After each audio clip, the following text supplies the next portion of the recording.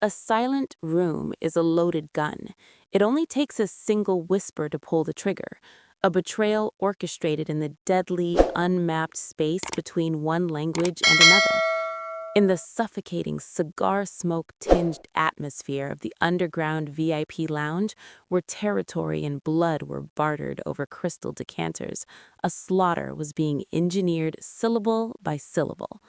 Maya felt it in the subtle shift of the air, a lethal dissonance in the room's tense, curated silence.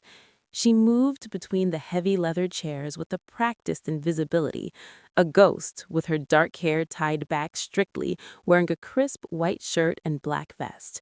Her presence was designed to be felt only as a seamless, silent service. But she was not invisible. She was merely observing from a place no one thought to check. Her hands, steady as she tipped a heavy bottle of red wine, did not betray the sudden ice in her veins. She had been a ghost for a long time, ever since the syndicate she managed had been burned to the ground, leaving her in this shadowed, untraceable existence. Tonight, however, the shadows were pulling her back into the game, sharp and fatal. At the center of the table sat Bei Jin's son, a man whose absolute stillness radiated terror. Impeccably dressed in a tailored black shirt and suit, the stark ink of tattoos creeping up his neck and his obsidian eyes projected a formidable, principled authority. He was an apex predator reviewing a contract. Beside him, leaning over the same document in a dark navy suit, was his translator, David Cho. Despite his polished exterior, David was rigid, his eyes flicking nervously. He was the bridge between Bei and the volatile Volkov cartel sitting opposite them. And Maya, with the fluency in the dialect and the deception that would have gotten her killed if anyone knew, understood the bridge was rigged with explosives. She heard the subtle twist, the slight softening of a blatant cartel threat into a polite compromise, a deliberate alteration of the terms designed to blindside the boss before an ambush. It was a desperate move, a blindfold slipped over the predator's eyes right before the blade fell. Her heart began a low, heavy drum against her ribs. The dark ruby liquid flowing from the bottle into the glass was the only moving element, a crimson warning in the room's suffocating grip. This was not her fight. The heavy crystal of the ashtray clinked softly against the edge of Maya's serving tray as she cleared the remnants of the first course. The air in the VIP lounge was thick enough to chew, layered with the acrid scent of imported cigars and the metallic, electric tang of impending violence. Across the polished mahogany expanse, Ilya Volkov leaned back in his leather chair. He was a mountain of a man, his smile resembling a fresh, jagged scar. When he spoke, his Russian was a guttural rumble, laced with the casual cruelty of a predator already tasting its meal. "Tell the old man," Ilya said, his pale, dead eyes locked onto Bei Jin's son, "that the southern port is ours. If his shipments touch those docks after midnight, we won't just burn the cargo, we'll send his men back to him in pieces." Maya kept her gaze carefully averted, wiping a non-existent smudge from the wood with a warm linen cloth. She waited for the tension in the room to shatter. Beside Bei, David Cho adjusted his silk tie. A single bead of sweat traced the curve of his neck, gleaming under the low amber lights. He swallowed hard, then turned to Bei, his voice smooth and meticulously deferential. "Boss," Cho murmured in flawless, respectful Korean, "Mr. Volkov expresses his deep admiration for your operation. He humbly requests that we consider a joint partnership at the southern port to ensure mutual prosperity and prevent any unfortunate friction." Maya's hand paused for a fraction of a second. It wasn't a mistranslation. It was a deliberate, suicidal lie. She shifted her weight, melting back into the shadows of the room's periphery, her mind violently shifting gears. Cho wasn't merely softening the cartel's rough edges to keep the peace. He was actively blinding his own boss. Bei Jin's son sat in absolute, terrifying stillness, his obsidian eyes studying Ilya's relaxed, mocking face.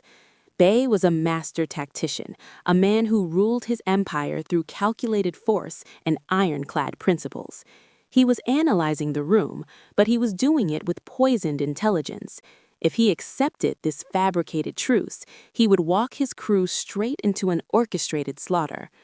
The mechanics of the ambush clicked into place within Maya's head.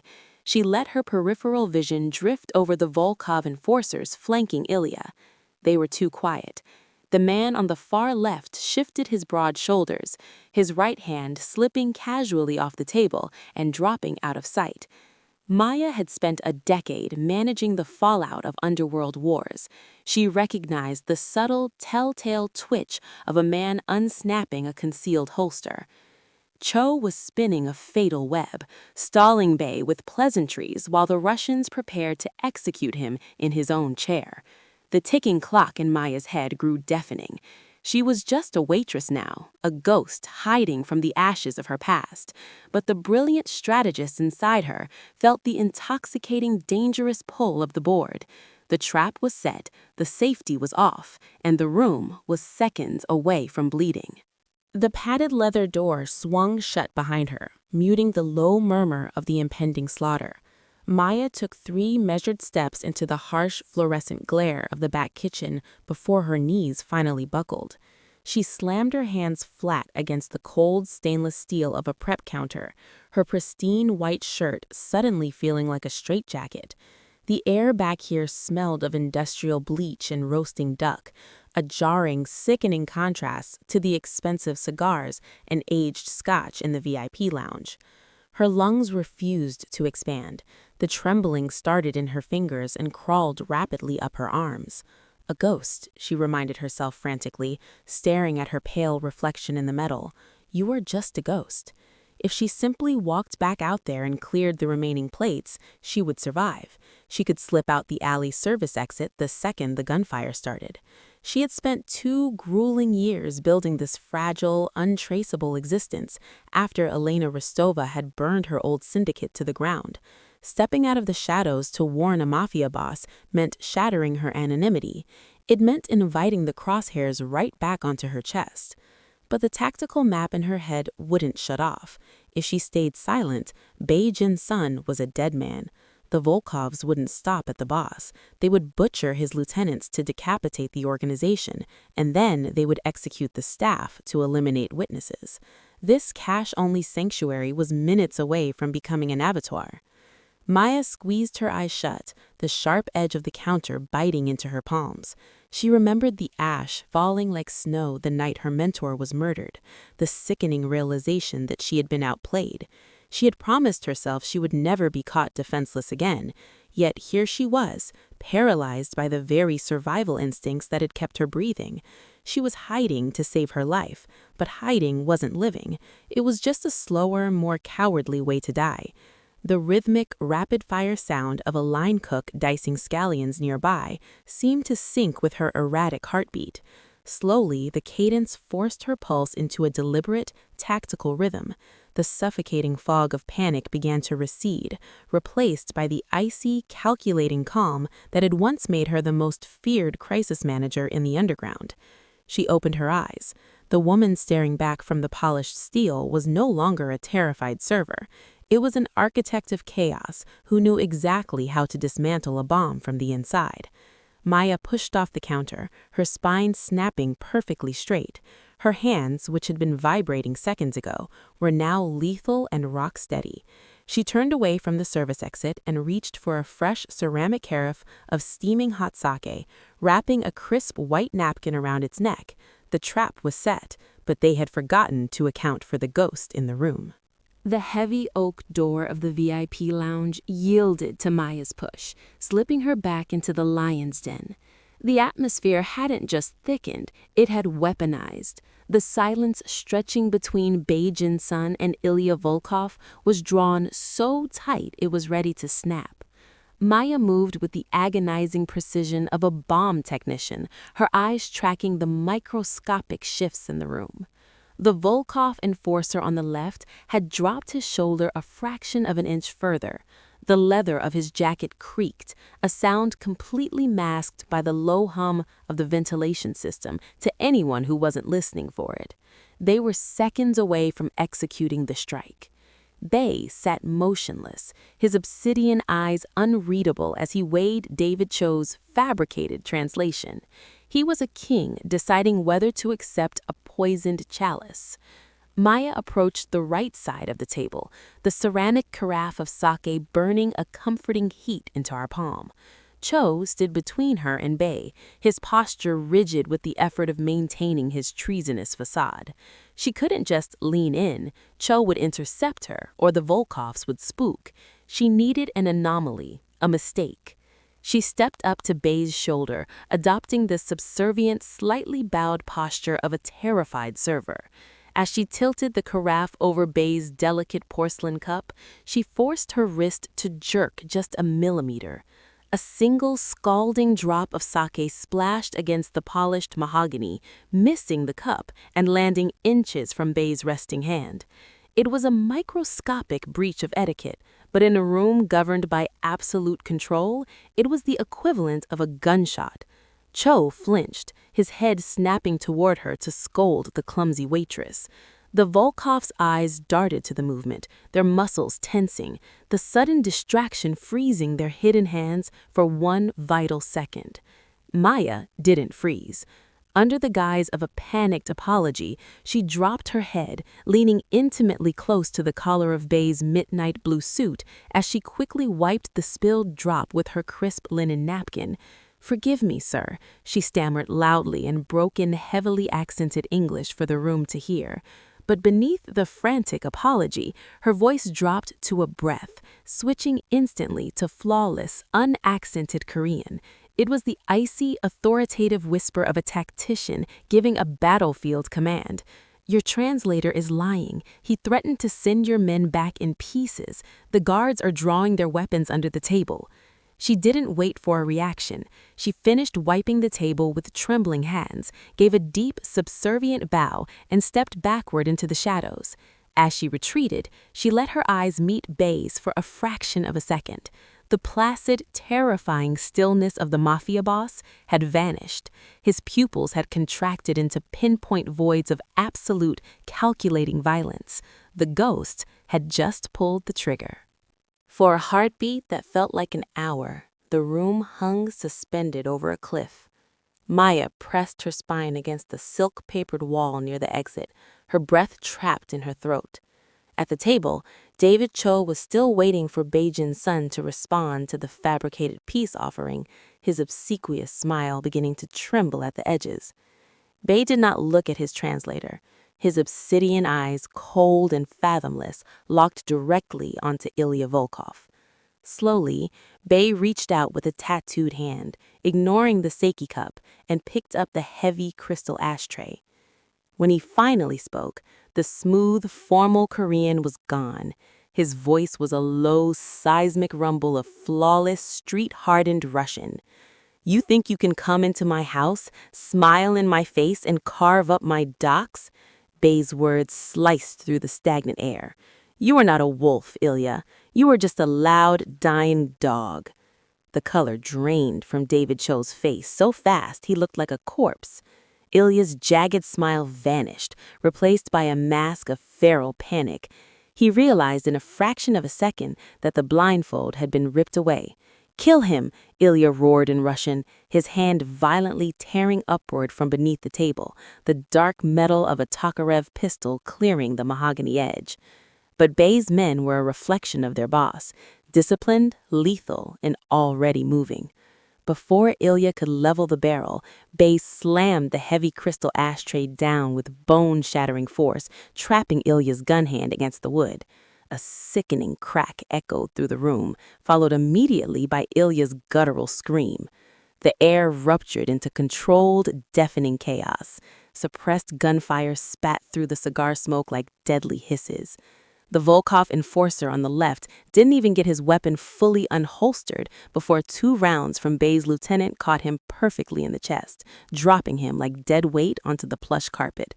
The second enforcer lunged, only to be intercepted by a shadow of a man, who swept his legs out and pressed a blade to his throat in one fluid, terrifyingly silent motion. It was over in under 10 seconds. The Volkov cartel's brazen ambush had been dismantled and drowned in its own blood. Ilya was pinned to the table, whimpering through gritted teeth as Bay maintained a crushing grip on his shattered hand. In the corner, David Cho had collapsed to his knees, his hands thrown over his head in a pathetic posture of surrender, sobbing uncontrollably. Maya watched from the shadows, her pulse hammering a frantic rhythm against her ribs. The suffocating tension was gone, replaced by the sharp metallic stench of copper and burnt gunpowder. She had pulled the trigger, and Beijin's son had flawlessly directed the bullet. Slowly, amidst the groans of the dying and the terrifying calm of his surviving men, Bei turned his head. His dark eyes bypassed the carnage and locked directly onto the quiet waitress standing by the door. Maya broke the stare first. She didn't run. Running in a room full of twitchy trigger fingers was an invitation for a bullet. Instead, she stepped backward, letting the heavy oak door swing shut and sever the VIP lounge's metallic stench of copper from the sterile, fluorescent reality of the kitchen. The moment the latch clicked, the icy composure that had guided her through the crossfire fractured. Adrenaline spiked through her veins like battery acid. She stripped off her server's vest and name tag, burying them in a linen bin, and snatched her dark trench coat from the staff rack. She had to vanish. Now. She hit the alley service exit at a calculated sprint. The heavy steel door sealed shut behind her, thrusting her into the suffocating humidity of the midnight air. The alley smelled of rotting produce and wet asphalt, illuminated only by the sickly, buzzing flicker of a failing neon sign. Maya pulled her collar up, her mind rapidly cycling through the emergency protocols she had engineered 2 years ago.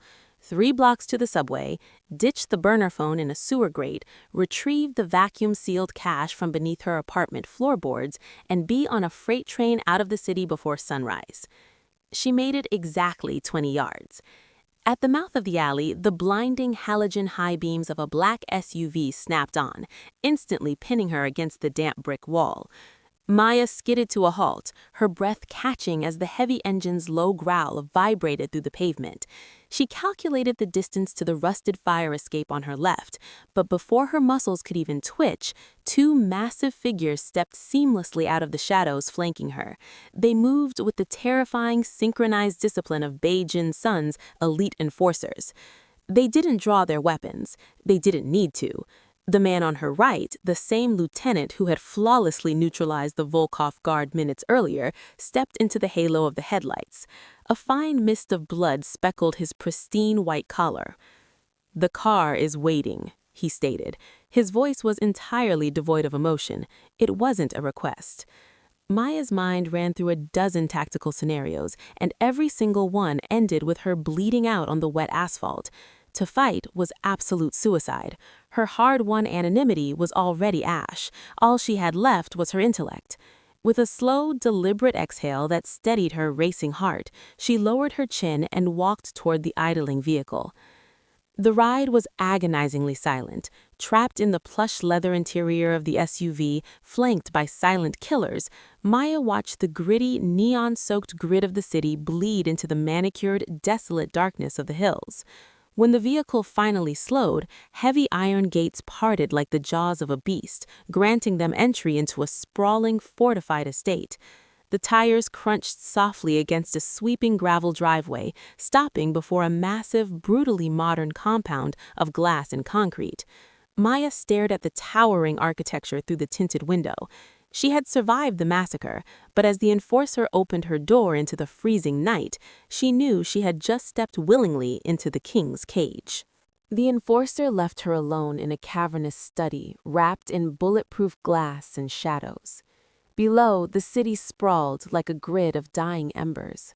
Maya stood dead center on the Persian rug, refusing the instinct to shrink. A moment later, the heavy mahogany doors parted. Bai Jin's son entered. He had shed the blood-speckled suit jacket, rolling up his immaculate cuffs to reveal the dark, curling ink of his syndicate tattoos. He didn't sit. He moved to a crystal decanter, pouring a single measure of amber liquid, his obsidian eyes steadying her reflection in the glass. A civilian panics when a room smells like copper, Bai said, his voice a low, melodic baritone that betrayed none of the evening's chaos. A server drops her tray when a tokarev is drawn. But you poured sake, neutralized my traitor, and calculated a tactical retreat in under 10 seconds. He turned slowly, the crystal glass catching the dim light. So, I will ask you once, who is the woman hiding inside the waitress's uniform? The threat was perfectly veiled, but absolute. Maya's mind raced, weighing the odds. She could spin a lie about growing up in the wrong neighborhoods, about having a knack for languages, but Bai was a man who dissected lies for a living. To insult his intelligence was to invite an execution. She closed her eyes, took a deep, shuddering breath, and let the carefully constructed shell of the timid server fall away. When she opened her eyes, her posture had shifted, her shoulders drawn back, her chin leveled with the cold, authoritative gaze of an equal. "My name is Maya," she stated, her voice losing its forced softness, dropping into the precise, commanding cadence she hadn't used in 2 years. "Before I was pouring your drinks, I was an underworld crisis manager. I brokered truces between the syndicates you deal with. I cleaned up their wars." Bai's expression remained unreadable, but a faint, dangerous curiosity flickered in his eyes. He gestured silently for her to continue. The dam broke, and the bitter truth bled out into the quiet room. Maya detailed the shadow empire she had helped build, and the rival fixer, Elena Rostova, who had burned it down. She explained the meticulous frame-up, how Elena had manipulated digital ledgers and offshore accounts to make it look like Maya was siphoning cartel money. It was a flawless orchestration of sabotage that left Maya's mentor dead in the street and placed a massive bounty on her own head. "No syndicate would touch me. Every contract killer in the city was looking for my face," Maya finished, the ghost of her past rage hardening her jaw. "I needed to become invisible to survive." Bai stood silently, digesting the intel. He knew the name Elena Rostova. The pieces of the bloody chessboard clicked seamlessly into place. The Mafia boss swirled the liquor in his glass, seeing for the first time that he hadn't just captured a runaway witness. He had unearthed a weapon. The Gilded Cage was a masterclass in psychological warfare. For 7 days, Maya was confined to a sprawling guest suite in the eastern wing of Bei Jin-sun's estate. The bed was draped in silk and Egyptian cotton, the meals delivered were Michelin quality, and the panoramic windows offered a breathtaking, unobstructed view of the sweeping hills. But the heavy mahogany door locked from the outside. The floor-to-ceiling glass was ballistic grade, and the silent, broad-shouldered guard stationed in the hallway never seemed to take a meal break. It was a 5-star death row. Time dilated, stretching each hour into an agonizing test of her endurance. Without a phone, the internet, or the grueling physical distraction of her restaurant shifts, Maya's mind was left to devour itself. She paced the length of the hand-woven rugs, her bare feet making no sound, obsessively calculating angles, structural weak points, and security blind spots. There were none. Bei's fortress was as impenetrable as the man himself. The silence of the estate became a heavy, suffocating blanket. Every time the floorboards groaned in the corridor, her pulse spiked, her ears straining for the cold, metallic click of the lock. Would it be a maid bringing fresh towels, or an executioner carrying a suppressed pistol? She had handed Bei the absolute blueprint of her destruction, the offshore accounts Elena Rostova had manipulated, the names of the corrupted cartel lieutenants, the digital trails that had falsely painted Maya as a thief. It was a massive, suicidal gamble. She knew Bei was currently tearing apart the underworld's financial plumbing to verify her story. If his network found a single inconsistency, or if Elena caught wind of the inquiry and reinforced the lie, Maya would simply disappear. The world would never know the ghost had finally been exorcised. By the fifth night, the polished isolation began to crack her composure. She found herself standing by the reinforced glass at 3 in the morning, staring out at the distant, glittering grid of the city, her fingernails biting deep into her palms.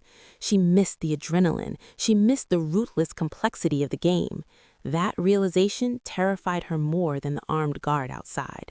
The frightened waitress persona had truly bled out on the floor of that VIP lounge, leaving behind the dormant, hungry strategist who desperately wanted her chessboard back. On the dawn of the 7th day, the agonizing stasis finally broke. The heavy deadbolt of her door disengaged with a sharp, defining clack that echoed like a gunshot in the quiet room. Maya turned from the window, her muscles instantly coiling with predatory tension, bracing for the worst. The door swung inward, revealing the same enforcer who had cornered her in the alleyway, now dressed in a pristine charcoal suit. He didn't draw a weapon, nor did he offer a greeting. He simply stepped aside, leaving the path open, and gave a short, rigid nod toward the hallway. The verdict was in. Maya stepped out of the gilded cage, her bare feet swapped for the sleek, dark heels she'd arrived in, her trench coat draped like armor over her arm. The enforcer led her through a labyrinth of minimalist concrete corridors, descending deep into the bedrock beneath the estate. The air grew cooler, carrying the faint, sterile scent of ozone and chilled servers. They arrived at a set of heavy steel doors that hissed open to reveal a sprawling subterranean command center. Bei Jin's sun stood at the center of the room, illuminated by the cold blue glow of massive tactical monitors mapping the city's illicit arteries. He wore a crisp black shirt, the collar undone, revealing the intricate edges of his syndicate ink. He didn't turn immediately, allowing the silence to establish the sheer magnitude of his operation. "Elena Rostova is a very thorough woman," Bei said, his voice a low, melodic rumble cutting through the hum of the cooling fans. He tapped a key on the console, and the screens violently shifted. Rows of encrypted financial ledgers, wire transfer receipts, and offshore banking records flooded the displays.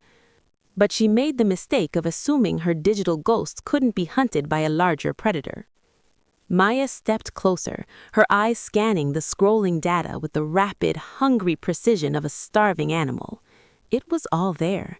The fabricated accounts that had framed her completely dismantled, the false ledgers exposed, the bribes paid to cartel lieutenants traced back to Rostova's own shell companies. "The bounty," Maya breathes, her voice tight with disbelief. "Erased," Bei confirmed, finally turning to face her, his obsidian eyes locking onto hers. "My network intercepted the open contracts. We provided irrefutable proof of Rostova's internal embezzlement to the cartel bosses who wanted your head. As of 3 hours ago, they are hunting her, not you. You are no longer a ghost, Maya. You have been brought back to life." The crushing, invisible weight she had carried for 2 grueling years evaporated in an instant, leaving a rush of pure, intoxicating adrenaline in its wake. But Bei wasn't finished. He gestured casually to the far corner of the room, an area deeply shrouded in shadow. A single overhead bulb snapped on with a harsh buzz. 2 enforcers stepped back, revealing a heavy iron chair bolted to the concrete floor. Slumped in it, stripped of his tailored navy suit and bruised into a state of terrified compliance, was David Cho. The treacherous translator breathed in shallow, ragged gasps, his slick demeanor entirely broken. "A gift," Bei stated, his tone devoid of mercy, "to prove that my syndicate does not let betrayals go unanswered, and to show you what happens to the weak joints in my foundation." Maya stared at the broken man who had almost gotten them all slaughtered in the VIP lounge. She didn't feel a shred of pity.